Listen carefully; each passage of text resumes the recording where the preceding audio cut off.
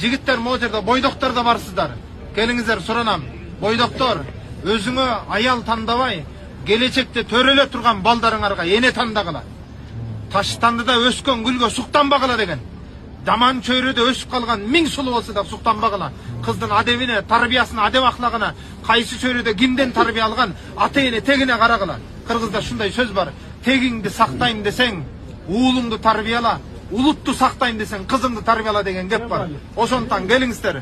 Өй жигиттер, өзүңө сулуу кызды тандабай, мунул менин келечекте балдарыма эне боло алабы жокпу?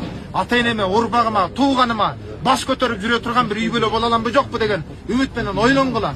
Жөн эле назик сүйлөп, жөн эле боенуп алса, чактанып алса, мактанып алса, алаксып калбагыла. Жигиттер көз ачалы. Ал эми момундай бала тарбиясында, баланын башына түшкөн бүтүн нерсеге белди бекем байлап, аялыңар менен, бала чакаң менен бир болуп, башына баарына даяр болууну үйрөнгүлө. Өзгөчө аталарга суранышым. Bir окуя менен сөзүм жыйынтайм. Bir күнү bir киши, карасаңыздар, деңиз жээгинде кайык менен баратканда кайык сынып кетип, кулап кетип толкунунда. Эптеп сүзүп барып ошол аралга жашап калат.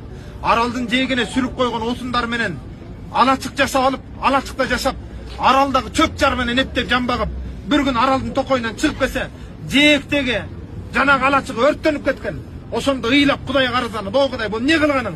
Bir алачыгым болсо, аны да өрттөп менден алыпсаң" деп ыйлайт. Ошол кезде bir убакта уктап калып, көзүн ачсачы, кайдан жайдан жээкке корабльдан куткаруучулар келип барат. Сүйүнүп кетип жээкке чыгып, жанагы куткаруучулардын кораблине отуруп, биринчи суроосу капитанга, "Мени кайдан билдиңер? Кантип таптыңар? Ким кабар берди?" десе, жанагы капитан айтат, "Кызык экенсиң, ey. Өзүң бирдемкени өрттөп, асманга түтүн чыгарып бизге маалымат бердиң. Анан келдик да" дейт. Ошондо ыйлап туруп, "О Кудай, мени кечир. Сен ар бир ишти билип кылат экенсиң. Мен жана алачыгымды өрттөгөнгө нааразы болуп ыйладым эле. Көрсө ар бир иштин артында бир жакшылык бар экен. Экинчи ишиң нааразы болсом, Кудай мени өзүң кечир" деп дуа кылды.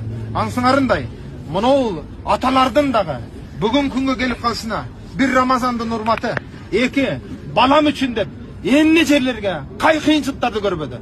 Бардыгы кайсы бирөөсү Кудай Таалага дуасы менен жетти да, мына ушул инсандарды Рамазанда ошончо берешен жомарт инсандарды себеп кылып, мына бүгүн дартына, баласынын дартына дават илеп, акчасын барын табылып отурат. Антан мен Хамзанын атасына, Асландын атасына, ошол эле да Байхандын аталарына, аталардын кадыр баркын, перзент үчүн жанын бере турган аталардын коомунда бар экендигин, сиздердей жакшы адамдардын урматына жер бетинде кыямат кайым болбой атканын далилин көрсөтүп атканыңыздарга терең ыраазычылык билдирем. Мына ушул аталарга да бир кол чаап коюңуздар.